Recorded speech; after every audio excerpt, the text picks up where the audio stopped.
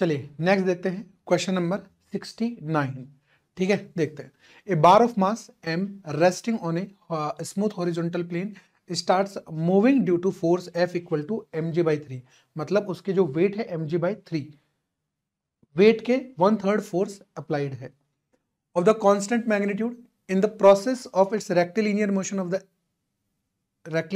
the angle alpha between the direction of this force and the horizontal varies। मतलब alpha जो है वो continuously ऐसे बढ़ता हुआ जा रहा है ऊपर की तरफ, है ना।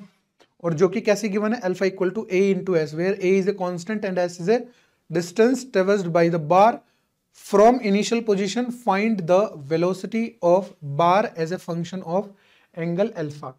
ठीक है, तो जैसे जैसे अपन को बोला हुआ है वैसे वैसे अपन एक बार इसका एफबीडी बना लेते हैं। जैसे मान लो कि यहां पे जब ब्लॉक इनिशियली रेस्ट पे था, रुका हुआ था, तो उस पोजीशन को अपन मान लेते हैं s इक्वल टू 0 पोजीशन है। और s इक्वल टू 0 पोजीशन पे जो फोर्स है वो ऐसे लग रहा है हॉरिजॉन्टली, और कितना लग रहा है, mg/3 ऐसे लग रहा है। तो ये आगे की तरफ चलना चालू करेगा। जब ये कुछ डिस्टेंस s ट्रेवल कर लेता है, मान लो कि ये डिस्टेंस कुछ s ट्रेवल कर लिया इसने यहां से यहां तक, ठीक है। तो ये जो mg/3 है, mg/3 वो कुछ एंगल फॉर्म कर लेता है कुछ इस तरीके से। mg/3 कितना एंगल बना लेता है, यहां से ये एंगल बना लेता है अल्फा, और ये जो अल्फा गिवन है that is a into S. ठीक है, तो होगा क्या, देखो ये जो mg/3 है इसके दो कंपोनेंट आ जाएंगे। एक तो आएगा इधर mg/3 कॉस ऑफ अल्फा, और एक आ जाएगा ऊपर की तरफ mg/3 साइन ऑफ अल्फा। अब नीचे की तरफ mg लग रहा है और ऊपर आ गया नॉर्मल। तो यहां पे अपने पास कोई फ्रिक्शन वगैरह तो है नहीं, तो अपने पास यहाँ पे नॉर्मल का कोई भी फैक्टर वगैरह है वो यूज नहीं आएगा।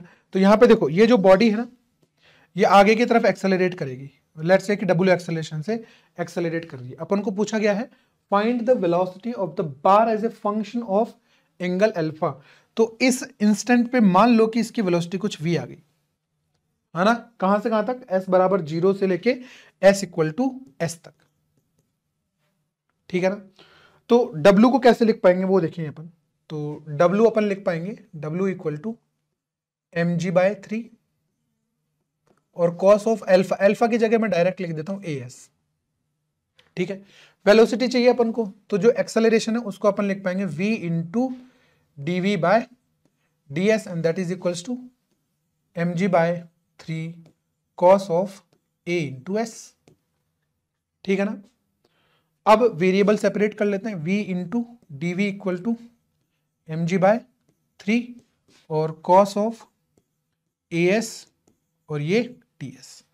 अब अपन को चाहिए वेलोसिटी, है ना। इंटीग्रेट कर लेते हैं, as a function of alpha चाहिए, लेकिन अपन पहले as a function of s अपन इसको इंटीग्रेट करते हैं 0 से लेके v तक।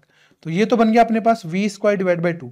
इनिशियली अपने पास जो वेलोसिटी थी वो 0 थी, कब, जब s इक्वल टू 0 है तब। तो v² बाई 2 इक्वल टू कितना आ गया, mg/3 और cos of a into s। तो कॉस थीटा का जो इंटीग्रेशन होगा that is sine of a into S divide by a, और 0 से s रिप्रेजेंट करेंगे तो अपने पास ये यही बनेगा। तो v की जो वैल्यू होगी that is equals to 2/3 mg। Sine as की जगह मैं डायरेक्ट लिख देता हूं साइन अल्फा, और यहां पे बन गया ये नीचे a, और स्क्वायर है इस वजह से स्क्वायर रूट लगा देंगे यहां पे। तो ये अपने पास वेलोसिटी का फंक्शन बनेगा which depends on alpha like this. ठीक है ना। तो सिंपल सा क्वेश्चन है और नॉर्मली एक इंटीग्रेशन है, ठीक है, ज्यादा कुछ है नहीं। चलिए आगे बढ़ते हैं नेक्स्ट क्वेश्चन की तरफ। नेक्स्ट क्वेश्चन है अपने पास क्वेश्चन